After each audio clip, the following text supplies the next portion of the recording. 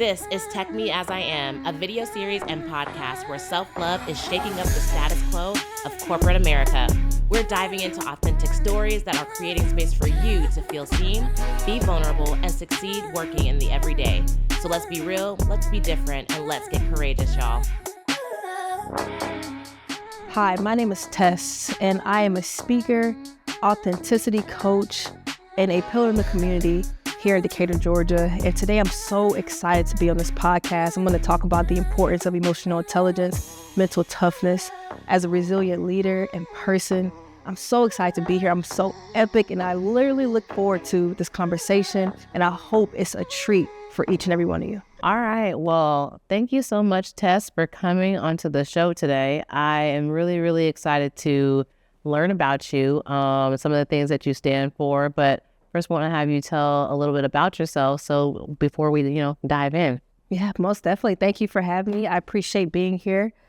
Like she mentioned, my name is Tess, and I'm an international speaker, coach, and an advocate for emotional intelligence, well-being, and people living a fulfilled life.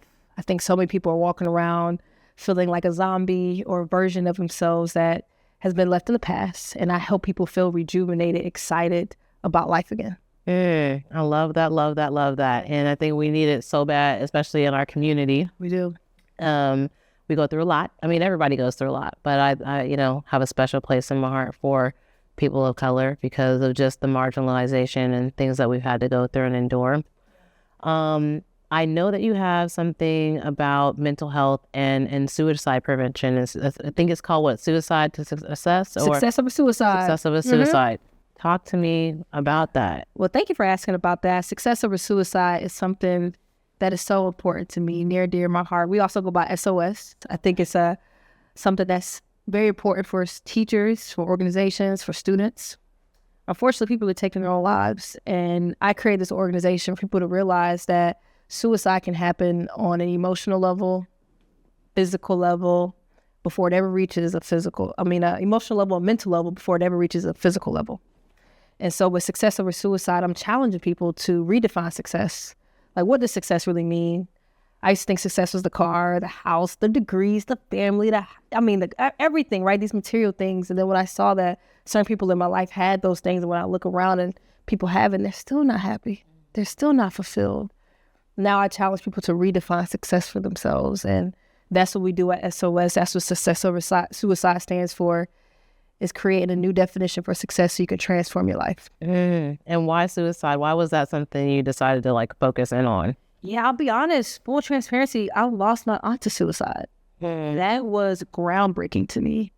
I never imagined somebody who I grew up looking up to.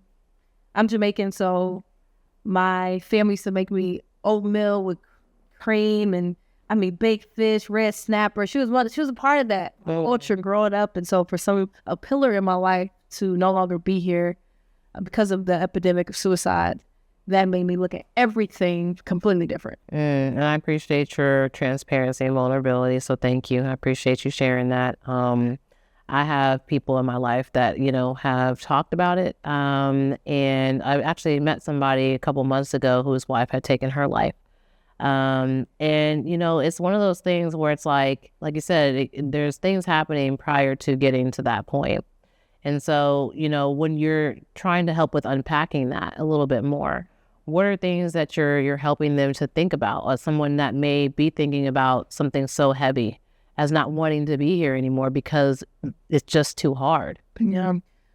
Well, my condolences to your colleague who lost his wife. That's not easy. One thing I'm helping people realize is what has to go. You don't have to go. But what are things that you are continually doing on a daily basis that's killing you, right? What conversations are you having? What people are you surrounding yourselves with? What job, what environment, what family activities, what promises are you holding up? That is a mask. I know it's October. We're about to put on a few masks, and a lot of people don't realize that we do that every day. And so I just encourage people to slow down every single day and realize what mask are you picking up, or what things are you doing that feels like betrayal. Ultimately, we get so caught up in betraying other people or people betraying us, we don't even realize the betrayal that we participate in possibly on a daily basis. So with that kind of awareness, I help people realize how we can reverse and transform their perspective on themselves and their purpose. I love that. And you said something really, really that resonated, which is like, we concentrate on the betrayal of other people, all these things happening. But when we hold the mirror up, we've been betraying ourselves basically the whole time. I know for myself and my own journey, I had a lot of identity issues growing up. I was the little girl that wanted to be a white girl because that's all I was around. And, I didn't even realize it at the time, but I was a child. And I think the betrayal happens so early on for us sometimes that we don't even realize that there's a betrayal happening until you have to go back and do the work to understand that you did have, something that you did to yourself to conform or fit in or, try to make you be something that you're not. You didn't even take the time to get to know yourself, And so, I would really like to expound upon that, like in terms of the betrayal, right? For so many people that are out there, working a 9-to-5. I created this platform because I was working a 9-to-5, and I felt like the burnout, the constant, like just having a smile when I didn't feel like smiling, going through the grief, the loss of my mom, going through grief of just so many different things. What would you say for people that are out there that continuously betray themselves? What are things that they can do, tangible things, to help them stop doing that to themselves? Wow, I love the transparency of when you were growing up. That's not easy. I know people used to call me Oreo. Same. I still get it. They still call you. I still get it, especially in Atlanta. Lord Jesus. Oh my goodness. See, that's not the high school for me, but like, I think it's beautiful to be well versed. I used to, because shout out to my mom, she put me in so many summer programs. So I was exposed to different things, as it sounds like you were too, rather than some other people. One thing I would tell people who are on the journey of hating their journey, I was just talking about, like, I used to hate my journey, right? Like I used to see that, oh, men are successful. Oh, why am I female? Oh, people of other races are successful. Being Black, oh man, being part of the LGBTQ community, I wish I was. And I had to challenge my narrative, right? I had to challenge the narrative I was saying to myself. I was like, well, Tess, okay, we get it. I know The Weeknd has a song. It's the same old song. You just heard the same old song. After a while, I just encourage people to press pause on the song. It's going to play again. We know how it is every day, but just pause throughout the day to be like, what's the narrative that I keep telling myself? And is the narrative that I'm telling myself, is it helping me strengthen myself in the mirror? Do I feel confident? Or is it helping me shrink down to a version of myself that I don't want to be? And that narrative, when you look at the narrative that you keep telling yourself, I tell you to challenge it. Tell yourself a narrative of embracing your story. Like even with me working 10 years in IT, that has helped me in my business today. So everything that I've ever done has been created to build me. And I had to stop using those things to tear me down and start using those things to like be pillars in my life. So therefore I realized I stand on the shoulders of giants, right? And that helps me every single day. So challenge the narrative. Yeah, I love that. Challenging the narrative. And that narrative is that self-talk, right? Yeah. That you're telling yourself, and you may not even realize you're telling yourself. Have you ever read the book of the 4 Agreements before? I have. So to your point, right? Like sometimes people will project how they feel about you, and you'll take that on, as an agreement. And that's where that self-talk comes from, right? Or from the parents or the figures that we have in our lives that tell us things and we respect them so much, or, this is our provider. This is somebody who makes me feel safe, quote unquote. But then you take that on as, well, what's wrong with me? And you internalize, especially as a kid, who's giving you the foundation to tell you anything, right? Yeah. So I love that you said that. I love that you said it's like, having certain things and recognizing those patterns and behaviors. You said you worked in IT for 10 years. Wow. What was the shift? What made you say not anymore? Not anymore. And I'm so thankful for that experience that was able to fund my entrepreneurship. But I got tired of just feeling like another number. I got tired of having money, but not fulfilling my soul. I was feeling empty. I remember it was like clockwork. I would see people go to lunch, take smoke breaks, and then go home. Stand at the elevator, go to lunch, take smoke break, go home. Every day I was just like, this is every day for people, which is fine. Some people are like that. I just realized for me, that wasn't what I wanted. I was like, every day something was missing. Mm-hmm. There has to be more. As I don't know if it's Susan, somebody saying like there has to be more. And I would just challenge myself, like, okay, what is it that I'm supposed to be doing? There's some purpose out here, Tes. Like, you just lost your aunt to suicide. Unfortunately, your brother's no longer here due to mental health. I'm like, I got to find a way to really take it to the limit in this life. I'm like, okay, I don't want to go all the way down because I saw what happens when you can destroy yourself. I'm like, how can I build myself and create an identity that I love, that encourages me? Because on my bad days or on the days or the moments where I feel like I give up, I was looking at my old content the other day. I was really scrolling. I was like, as Jay-Z says, sometimes you got to reintroduce yourself to yourself. You know, and sometimes I worry about everybody else, but like sometimes you got to sit yourself down and just realize how far you have come. And so once I realized how resilient I was in navigating grief, and once I realized learning computers very quickly, people go to school for many years, and what I learned in 6 months. And I was okay, I'm gonna try this entrepreneurship. And once I realized I can be my own, I've started with the trucking business. I had a truck on the road, 18-wheeler, got money, but wasn't fulfilled. Then I moved to the mobile home business, got money. I was like, I felt good putting people in homes, still wasn't fulfilled. Then somehow, some way, through the death of my aunt, unfortunately, I created Success Over Suicide. And people will ask me, come speak to my school, come speak to my organization, come speak on the radio. And then as I was speaking, I was like, that's it. And a lot of people don't realize, like, what is my purpose, right? What's my gift? And it's what comes easy to you, and that's not good. Not easy for other people. That's one of my coaches, CJ Quincy. He says, like, that's your gift. And I realized just speaking was something that came naturally to me, and I felt great after doing it. Yeah. So once I found that, it was off to the races. Yes. Oh, I love that. And you know, it's crazy too. Like when I talk to people or have conversations, a lot of times I'll hear people say, I don't know what my purpose is. I don't know how to figure out what that is.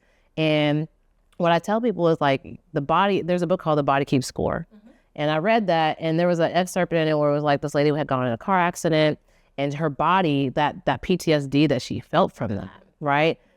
Her body just went straight back to feeling that exact feeling that she had, even though she wasn't in it. The sounds, certain things would trigger her. Yeah. And, you know, we have these same realities, but we cope and we push things down. And until you're willing to go in and really unpack that, you're not really going to find the purpose because you're too afraid to go back and understand or reflect. And I'm starting to see a common theme. People go back in time. They go back and reflect. And sometimes the trauma is too hard to go back and reflect for people. So let me ask you this. When you're thinking about having to go back in time, you know, it's light work when you say, oh, I'm going to go back to being a kid. But in those dark places where you were that kid, or those places that didn't feel good, what would you say are things that can help people to think about how to deal with that work? Yeah, I'm in therapy now, and shouts to therapy. Shouts to my therapist. Hey, that part. You need a provider. You need a provider. That's for damn sure. That's all therapy is different. It is. I remember when I started, my mom was like, "You okay?" I'm like, "Ma." I saw a quote that said, "I'm in therapy because the people around me are not in therapy." So I know she has been helping me with this one word, acceptance. I struggle with this all the time. I'm like, oh, no.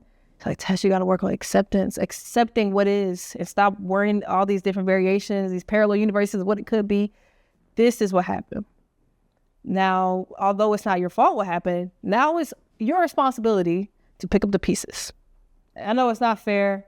I know it's not easy, but that's the state of the situation. And instead of waiting for somebody to do that, we have to be our own hero. I recommend that. I think Lovecraft, I love that show. It was a Jonathan Majors. He was a great, amazing actor in that. And I remember at one point, he came back to his younger self as the superhero. He didn't even realize it. Like, the whole show was just like, who is this person that's going to save us? The last episode, it was his older self reaching for his younger self, or his younger self reaching for his older self. And so I encourage people to realize that we are the stars of our own movie. So if we were watching, like if you're going back, if you were to go back in time watching, you eat your popcorn, you see it, it's a hard part of the movie, right? A part that's going to make you squeamish, maybe on the edge of your seat. But once you see it, sit back.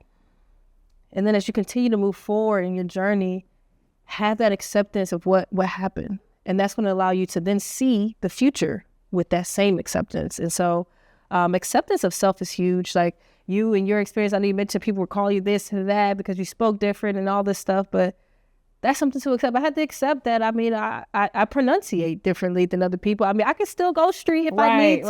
Right. But for the most part, how I carry myself and traveling across the world and just seeing different things, I know how I want to be perceived. And if that's not anything that people understand, that's not my job to fix it. It's my job to help myself accept me. I think we just got to let go so much weight of making other people accept ourselves, and then more so just focus on us accepting our journey. That part. And you said something again, which is like the external validation, right? Like needing approval from somebody else.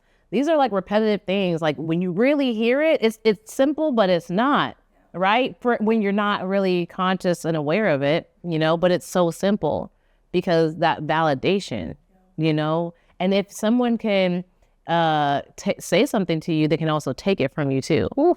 I remember watching T.I. do an interview. So you live by the praises, you die by the booze, right? And I was like, dang, that hit home for me, because it was like, okay, if someone says like, oh, you look good or you don't look good. Okay. Well, it feels good when you're on a high, like, oh yeah, whatever. But when someone says nothing, I'm like, it's like, dang, I feel like worthless. I feel like I don't, belong, and you have to be able to look in the mirror and know that you're beautiful, like you have to know whatever flaws that you have about yourself. Those are things I had to deal with growing up. I was made fun of so bad. Oh, so bad growing up. Those bullies and kids, they say kids, they're the worst. And so a lot of these things happen, I think, during those times, So let me ask you, when we're thinking about the child version of ourselves and, not wanting, and your success over suicide, what do you think, where do you think it starts when it comes to like the child, like when they start accepting those things? Do you think it's like really, really early on with the people around them? What do you think it is? Those voices that we hear, we have to be very careful not to become our own bully. I realize when I work out, that's why I love movement. My first thought when I'm lifting some weights or when I'm about to run, which I'm not going to say it's not my favorite thing to do, but it doesn't come easy to me. Right, okay. As soon as I run, I'm like, go home. That's the first thought. I'm like, whoa, the first voice in my head, my default programming is to give up or to stop, or I'm not good enough, right? And I feel like that can start through parents. That can start through your experiences at school, work. And I'll never forget being on the plane one time. This lady had a dollhouse. Her daughter had a dollhouse. Of course, it's turbulent, so the poor dollhouse is just every 4 seconds she's picking up, the dog. She's picking up the room. And I was just having a conversation with this lady, and she's literally like, yeah, Tess, just doing it. I was like, why? Wow, you're so calm. She's like, Tess, you gotta understand how I talk to her is the voice that she's going to hear when she's older. And I said, wow, mercy on that mom for realizing the voices that the programming that she's a part of. And so I think it starts at such an early age, even like in the womb. I know people some psychologists can tell why some people have ADHD. They can say, oh, your parents were arguing a lot when you were born or when you were in the belly. So there's so many things. We're so sensitive beings, so fragile. And I just want people to realize how the fragility of our souls, of our well-being, of our mind. And so even the music we listen to, I have a 3-year-old, and I love this guy. I was playing something from my YouTube, and I was just, they like these crazy little things, like literally nothing is happening. Oh, just, nothing. Yes. And I heard they can say stuff, anything. And I was like, it was really fast. The comment, I was like, no, we cannot let him watch this. But even 3 years old, he doesn't hear it. But I'm just that conscious of like, okay, how do we make sure what he hears is productive, even if it's not terrible, but just something that's going to add to him, right? Something that, hey, you can do it. Because when he's doing something, he's like, I can't. I'm like, keep going. He's like, I can't. I'm like, first of all, I don't know where he got that from. So I'm working to deprogram that. But yeah, I think it starts at such an early age. But we have hope to be able to turn it back around. Like, I hate when people mess up and they be like, oh, stupid. I'm like, it pains me. Because I don't want that to be your programming. When you're trying hard things, you're going to be like, I'm an idiot. Like, you got to work on when things get hard. I got this. Yeah. When things get hard, I'm gonna figure it out, or I'm gonna figure out how to figure it out. So I think that's so important. Regardless of how it started, just being aware of like you at any time, like an oar in the water, you can literally just turn. It's gonna take some effort, some abs, you know. It's gonna take some more momentum from you internally, but it's possible to turn that narrative around. Yeah, 100%. And I think what you're describing is what they say, neuroplasticity. Yes. You know, is being able to reprogram the mind. You're not stuck in that way of thinking, is what I'm hearing. You know, you can continuously reprogram to get yourself to get where you need to go. Yes. 100%. Okay, so let me kind of flip the script a little bit. So, you know, like I said, I had created this platform while I was at work. And I saw that, you know, you do business consulting and things like that. And you talk to people who were working in the 9 to 5. You were in the 9 to 5. People are suffering from burnout, trauma, stress, you know, and companies will tell you like, hey, just keep your head down, smile, dial, you know, just keep plugging along, you know, here are the deliverables, you know, we're not boiling the ocean, you know, all the words and stuff like that, but we're gonna come together, kumbaya, and, you know, all the things, even when you're experiencing life, right? And a lot of times you have to like set whatever you feel at the door and come into work. And I had done this, I went down a rabbit hole because I have ADHD. And I went down, good company. It makes sense. Yeah. But I went down this rabbit hole, and it was like, we spend 90,000 hours of our lifetime working. That's what Google had said when I had put that in. And people at work, I'm like, if you had 90,000 hours back before you took your last breath on this earth, and somebody said you could get 90,000 hours back, what would you do with it? And so I want to talk to the people who are sitting in, you know, they're at their desk, sitting at their job, contemplating what it is that they want to do. They know they're not happy, to your point, you know, you feel like this is just not it. What can you tell those people to motivate them, to maybe be a catalyst for them, to think about, how can I do something different when I don't know anything different? The first word that came to me was community. I encourage people, the company that you keep is going to literally be the results of who you become. You know, they say sometimes a fish can be in a tank and it's like, oh my goodness, I'm too small for the tank. Okay, so we got to put you in a different community. I think one of my friends, she says community is currency. And so much has changed in my life from just being around people who were light years ahead of me, right? Millionaires and billionaires. I'm like, wow, instead of getting intimidated, I'm like, thank goodness I'm in the same space with them. I can see them with my eyes. I can literally see what's possible. I encourage people to put themselves in more environments that make you feel uncomfortable. Like, okay, if you're the smartest one in the group, get out, like, or hang out with them on the weekends or every once a month. But put yourself in other circles. Go to different conferences, go to different meetup groups, go to different events, concerts. To just be around different kind of people, I'm telling you, it changes the entire game. I feel like community is so important. And the word alignment is something that came with me as you were speaking. It's just, if you were just burned out, you were way too far from the source. What you do should give you energy. Like even me being here, like I feel I'm not tired. I'm like, this is something that I know I am called to do. So I'm like, how do you figure out how to get and do more activities that make that fill your cup, right? That make you feel like 90 hours, hey, like, oh my goodness, I'll do that again. I want to do those 90 hours again. And so that's why I encourage people to put themselves in different situations as far as challenging themselves. Like even with me, like I'm running more. Like I said, it doesn't come easy, but it's helping. Now I got people on the gram, the content that's on my page is not runners. And I'm like, I guess I'm a runner now. You know what I mean? Like when you see stuff, when you see other people like thriving, it is contagious. But if you're around people every day, that's just, you know, getting by and not really moving the needle, you're going to just get by and not move the needle. So I just encourage people to challenge their circle. Look at it. It's either, what they say, it's either a noose or something that's going to help expand you. So the circle is important. Yeah, 100%. And you said it's the company you keep. And I want to say that literally and figuratively. So the company you keep, even with the company you work for, because you're keeping that company in your vicinity, the values that they have too, right? The environment, the people that they have in there. Things are changing so much in corporate landscape in terms of the worker, you know, mindset and AI and all these different things that are happening. And people are feeling a lot of emotions of fear right now. They're feeling a lot of emotions of feeling like they're going to be replaced.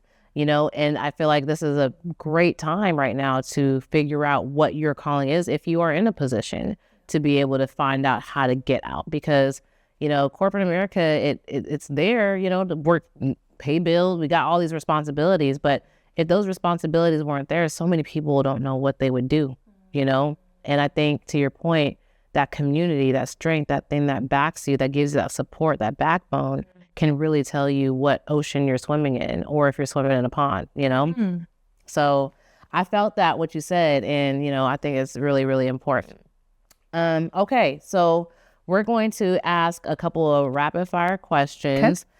So if you are in the process of going through something like heavy, deep, and you need to find a way to cope, because there's good coping mechanisms and then there's unhealthy coping mechanisms. Yeah. What are things that you give yourself to help you get through something that you're going through? Most definitely. The first thing that came to my mind was movement. I got to move my body. That's going to allow me to change my perspective.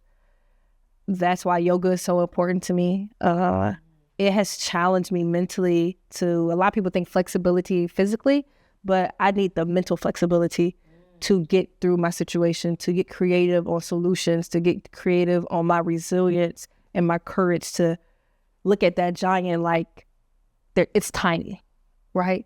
So that's something that helps me a ton, is how to increase my mental flexibility. Like you said, the neuroplasticity, all of these things as far as moving my body. That's why I run. I need to have that resilience, right? Like when things get tough, it's not about, who cares about, people think people go to the gym just to look good, and it's great, but it's like, okay, when the weight of the worry is heavy, my first instinct isn't going to drop it. It's going to be like, I can lift it. And so the movement that I do physically helps me so much mentally when I face adversity. Even full transparency, on Monday, I had to go for a run. I was like, I woke up, my mind was racing. I was like, I got to do something. I got to move. And then that same day I got a massage. And I was like, whew. So outside of movement, stillness. So after I get my movement in, boom, boom, boom, a nice balance of stillness is so important, where you can silence your mind, right? You can be one with yourself, the creator, to be able to listen and tune in to figure out what's missing, what's that alignment. Like there's always a whisper. Like I feel like there's a whisper to tell you which direction to go, which door to go through, which door not to go through. And we just have to get more aware of that voice. So those two things help me a ton, movement and stillness. Okay. I love that. And then for our listeners, a book or a podcast or something that you are giving yourself to feed your mind that was life-changing for you. Yeah, The Power of Now by Eckhart Tolle. Mm-hmm. That book. Mm-hmm. I read that one. That was one I recommend. It's 4 Agreements and that one right there. Life-changing. Yes. Life-changing. I didn't realize how present I wasn't. Even when I was getting my massage yesterday, half the time when she was on my arm, I was already making my grocery list and thinking that I had to catch myself about how he calls it the monkey mind. And, I had to become more present in life, right? Leave it here in this moment, being present, not thinking about anything else but where we are, feeling where we are, like being exactly where my 2 feet are. And the podcast I would recommend is Serendipity.